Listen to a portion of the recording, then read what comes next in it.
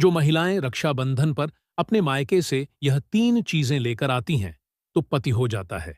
कंगाल दोस्तों, पूज्य गुरुदेव ने आज अपनी कथा में बताया है कि सभी माताएं बहनें रक्षाबंधन पर अपने मायके जरूर जाती हैं, और जब भी आप अपने मायके जाते हैं, तो आपके भैया और भाभी रक्षाबंधन के उपहार स्वरूप आपके साथ कुछ ना कुछ जरूर भेजते हैं, और आप सीधे अपने मायके से इन चीजों को अपने ससुराल लेकर आ जाते हैं। तो ऐसे में गलती से भी आपको यह 3 चीजें अपने मायके से लेकर नहीं आना है, वरना आपका घर बर्बादी की कगार पर भी आ सकता है। पूज्य गुरुदेव ने बताया कि हमारे शास्त्रों में भी इन 3 चीजों को अपने मायके से ससुराल में लाना बिल्कुल वर्जित बताया गया है। तो आज की इस वीडियो में हम जानेंगे कि वह कौन सी 3 चीज हैं जिन्हें आपको अपने घर लेकर नहीं आना है। लेकिन उससे पहले यह भी आपको जानना चाहिए कि भद्रा काल के समय कभी भी किसी भी बहन को अपने भाई की कलाई पर राखी नहीं बांधना चाहिए। इसी के साथ कभी भी भाइयों को अपनी बहनों के घर राखी बंधवाने नहीं जाना चाहिए। गुरुजी ने बताया है कि जब कोई भाई रक्षाबंधन पर अपनी बहन के घर राखी बंधवाने जाता है, तो यह अशुभ माना जाता है, भाई के लिए भी और बहन के लिए भी। तो इसलिए बहनों को ही भाई के घर रक्षाबंधन पर जाना चाहिए, क्योंकि जब कोई बहन रक्षाबंधन पर अपने भाई के घर जाती है, तो वह अपने भाई के घर में भी सुख समृद्धि बढ़ाती है, और अपने ससुराल में तो वह लक्ष्मी का रूप होती ही है। इसीलिए भाई को अपनी बहनों के घर भूलकर भी रक्षाबंधन के पर्व पर नहीं जाना चाहिए राखी बंधवाने के लिए। अब दोस्तों, इसी के साथ में भद्राकाल के समय किसी भी बहन को अपने भाई की कलाई पर राखी नहीं बांधना चाहिए, क्योंकि पिछले कई सालों से रक्षाबंधन पर भद्राकाल का साया भी रहा है। ऐसे में कई लोगों का यह भी प्रश्न रहेगा कि क्या इस बार भी रक्षाबंधन पर भद्राकाल का साया रहेगा या नहीं। तो दोस्तों, सबसे पहले तो आप यह जान लीजिए कि आखिर यह भद्राकाल का समय इतना अशुभ क्यों होता है।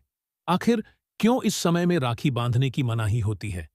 तो देखिए, इसका एक कारण है कि जो लंकापति रावण है, उन्होंने रक्षाबंधन पर अपनी बहन से भद्राकाल के समय ही अपनी कलाई पर राखी बंधवा ली थी, और उसके बाद से ही उनका बुरा समय यहां पर शुरू हो चुका था, और 1 साल के भीतर ही रावण का विनाश हो चुका था। यानी कि रावण की जो लंका थी वह पूरी समाप्त हो चुकी थी। और दोस्तों, जो भद्रा थी वह विशेषकर शनिदेव की बहन थी, और भद्रा को ब्रह्मा जी के द्वारा यह श्राप मिला था कि जो कोई भी भद्रा काल के समय में कोई भी शुभ या फिर मांगलिक कार्य करेगा, तो हमेशा उसका जो परिणाम है वह बुरा और घातक ही होगा। यानी कि ऐसे व्यक्तियों को कभी भी अपने कार्यों में सफलता की प्राप्ति नहीं होगी, और ऐसे कार्यों का परिणाम भी बुरा ही होगा। तो दोस्तों, रक्षाबंधन पर जब भी हम राखी बांधते हैं, तो यह जो कार्य है यह भी शुभ और मांगलिक कार्य ही होता है। और ऐसे में यदि हम भद्रा के समय में ही राखी बांध देते हैं, तो इसका परिणाम भी हमारे पूरे परिवार पर बहुत ही बुरा होता है। अब देखो, रक्षाबंधन का जो त्योहार है वह रक्षा सूत्र से जुड़ा हुआ है। ऐसे में आजकल जो नए डिजाइन की राखियां मार्केट में मिलती है, तो कुछ राखियां बिना धागों की होती है, जो कुछ अलग ही मटेरियल से बनती है। तो आपको धागे वाली ही राखियां अपने भाई की कलाई पर बांधनी है। अब दोस्तों, यह जो धागा है यह लाल रंग का ही होना चाहिए, क्योंकि कई लोग गलती से काले रंग की राखी अपने भाई की कलाई पर बांध देते हैं, जो बिल्कुल भी शुभ नहीं माना जाता है। राखियां बहुत रंग की आती है, नीले, पीले, लाल, गुलाबी, लेकिन जो शुभ राखी होती है वह लाल रंग की होती है। तो सभी बहनें अपने भाई की कलाई पर लाल रंग के धागे से बनी हुई राखी ही बांधे, बहुत ही शुभ होती हैं।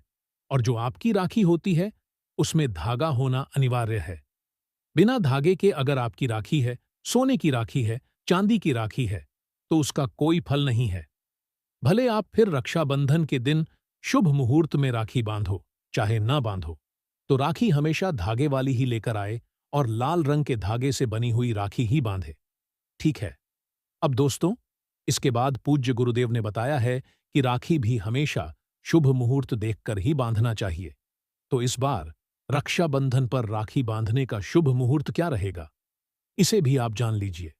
साथ ही हम यह भी जानेंगे कि इस बार रक्षाबंधन कब रहने वाला है, और इसी के साथ हम यह भी जानेंगे कि रक्षाबंधन पर ऐसी कौन सी 3 चीजें हैं जिन्हें किसी भी बहन को अपने मायके से लेकर के नहीं आना है। तो देखो, रक्षाबंधन का पर्व हमेशा सावन मास की जो पूर्णिमा होती है, यानी कि सावन महीने का जो अंतिम दिन होता है, उसी दिन रक्षाबंधन का पर्व मनाया जाता है। तो इस बार साल 2025 में रक्षाबंधन का पर्व यानी कि सावन मास की जो पूर्णिमा है, इसकी शुरुआत 8 अगस्त शुक्रवार को दोपहर 2:13 से हो रही है और इसकी समाप्ति हो रही है 9 अगस्त शनिवार के दिन दोपहर को 1:24 पर। अब दोस्तों, कई माताओं बहनों का यह सवाल रहेगा कि इस बार पूर्णिमा की तिथि 8 अगस्त को दोपहर में शुरू हो रही है और पूर्णिमा की तिथि का महत्व रात्रि के समय में ही रहता है, यानी कि चंद्र दर्शन के समय पूर्णिमा का महत्व होता है और यह पूर्णिमा की तिथि 9 अगस्त को समाप्त होगी। तो क्या इस बार 2 दिनों तक रक्षाबंधन का त्योहार मनाया जाएगा? तो दोस्तों, इसका जवाब है नहीं।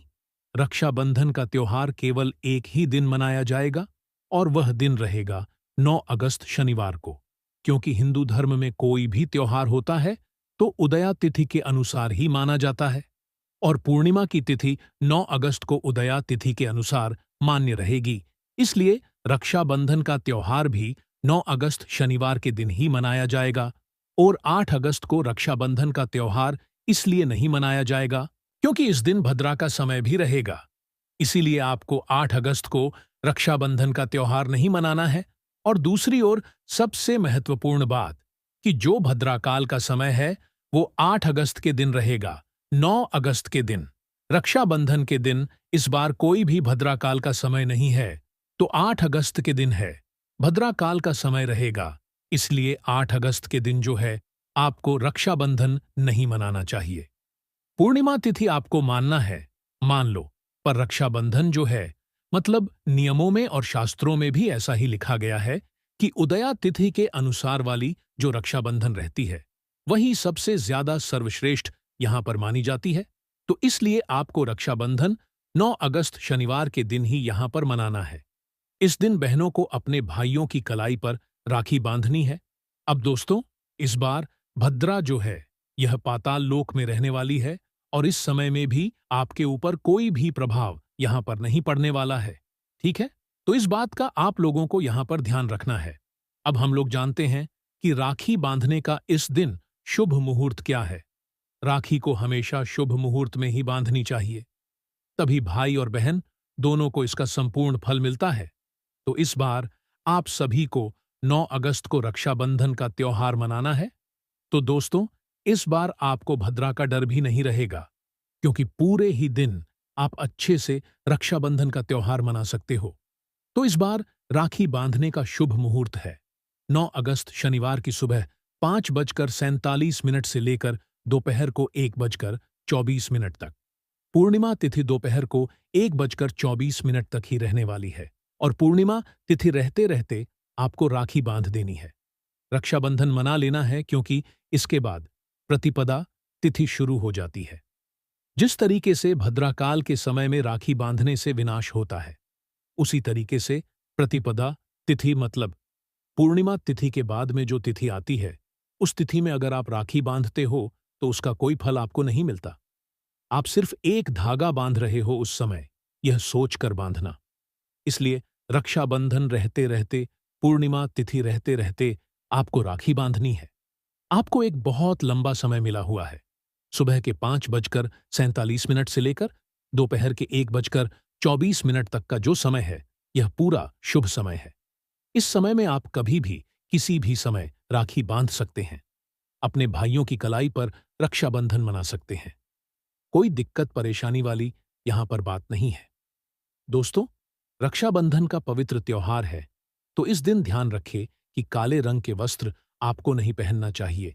इसी के साथ इस दिन नीले रंग के वस्त्र नहीं पहनना है। लाल गुलाबी ऐसे रंग के वस्त्र आप लोग पहन सकते हो, तो काले रंग का आप लोग को इस दिन प्रयोग नहीं करना है। इसी के साथ दोस्तों, रक्षाबंधन के पवित्र त्योहार जब बहनें अपने भाई की कलाई पर राखी बांधती हैं, तो भाई भी अपनी बहन को कुछ न कुछ उपहार जरूर देता है। तो आपको ध्यान रखना है कि जब भी आप अपने भाई की कलाई पर राखी बांधते हैं, उसके बाद भाइयों को कभी भी भूल से भी इस दिन जो है चप्पल तोहफे में नहीं देनी है, लोहे की चीजें तोहफे में नहीं देनी है, चाकू छुरी या कैंची ऐसी चीजें तोहफे में नहीं देनी है। इसके अलावा काले रंग की कोई चीज आपको नहीं देनी है।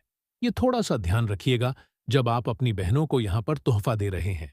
बाकी नेक दे रहे हैं तो उसमें कोई दिक्कत परेशानी यहाँ पर नहीं है। तो सबसे पहले बहनें अपने भाइयों को सर पर रुमाल उड़ाएंगी। उसके बाद रोली कुमकुम चंदन से तिलक करेंगे, अक्षत लगाएंगी। इसके बाद में जो है कभी भी राखी जब आप बांधो तो खाली हाथ नहीं राखी बांधी जाती है, अपने भाई के सीधे हाथ में राखी बांधी जाती है। तो उस हाथ में या तो नारियल दिया जाता है या चावल के दाने दिए जाते हैं। तो कोई भी एक चीज देकर अपने भाई के सीधे हाथ में कुछ रखकर ही उसके बाद फिर आप राखी बांधिएगा। राखी बांध देने के बाद नारियल आपके भाई का हो जाएगा, वह उसके पास ही रख लेगा। इसके बाद में आप उसका मुंह मिठा कर आइएगा, फिर अपने भाई की आरती उतारिएगा। आरती उतारने के बाद उसके ऊपर चावल के दाने उसके ऊपर जरूर छिड़किए। इससे आपका भी घर भंडार भरा रहता है और उसका भी घर भंडार जो है हमेशा भरा रहता है। अब दोस्तों गुरुजी ने बताई एक विशेष जानकारी कि माताओं बहनों को अपने मायके से वह कौन सी चीजें भूलकर भी लेकर नहीं आना चाहिए, वरना घर परिवार बर्बाद हो जाता है। देखिए, जब भी आप अपने मायके जाती हैं रक्षाबंधन पर अपने भाइयों की कलाई पर राखी बांधने के लिए, तो वहां से आपको कभी भी कोई भी काले रंग की वस्तु अगर आप अपने मायके से कोई भी चीज लेकर आ रही है तो भाई ध्यान रखिएगा, ये आपके ऊपर बहुत बुरा प्रभाव डालेगा। तो मायके से कभी भी आप काले रंग की वस्तु, काले रंग की कोई भी चीज हो, काले रंग की चप्पल वगैरह कुछ भी हो, वो आपको नहीं लेकर आनी है अपने मायके से। इसके बाद दूसरी जो चीज है वह है लोहे की चीजें नहीं लेकर आनी चाहिए। लोहे की चीज या धारदार चीज जैसे कि कैंची, छुरी, जो भी लोहे की चीजें होती हैं, ये सारी चीजें, क्योंकि ये जो चीजें अगर आप अपने घर पर लाते हो तो इससे बहुत बुरा प्रभाव आपके ऊपर पड़ता है। कई बार आपको कोई चीज पसंद आ जाती है मायके में तो भाई आप उसे चुपचाप उठा लाती हैं। कोई आपसे वहां पर मना करने वाला भी नहीं होता है, पर आपको नहीं लाना चाहिए। तो लोहे की धारदार चीजें, क्या चीज छुरी वगैरह आपको भूल से भी लेकर आनी है। अंतिम जो चीज है जो कि माताओं बहनों को अपने मायके से नहीं लेकर आनी है वो है अचार। कभी कई माताएं बहनें बहुत शौकीन होती हैं अचार की, तो भाई मायके से वो अचार उठाकर लेकर आती है क्योंकि उन्हें वहां का अचार बहुत अच्छा लगता है। पर माताओं बहनों को मायके का अचार भूल से भी अपने घर की दहलीज पर नहीं लेकर आना चाहिए, अपने घर में नहीं लाना चाहिए, वरना आपके घर में मनमुटाव लड़ाई झगड़ा होना शुरू हो जाएगा। ठीक है, तो कभी भी अपने घर से अचार वगैरह मत लेकर आइएगा मायके से रक्षाबंधन के दिन जब आप अपने घर पर जाएं। इसके अलावा भाई भाभी आपको कोई भी तोहफा वगैरह दें तो वो आप नेक वगैरह जो भी दें वो लेकर आ सकते हैं, उसमें कोई दिक्कत परेशानी नहीं है।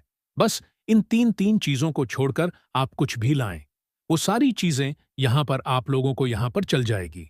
तो दोस्तों, यह कुछ नियम है जिनका आपको इस आने वाले रक्षाबंधन के त्योहार पर ध्यान रखना है। बाकी वीडियो से जुड़ी जानकारी पसंद आई हो तो वीडियो को लाइक और चैनल को सब्सक्राइब जरूर करें।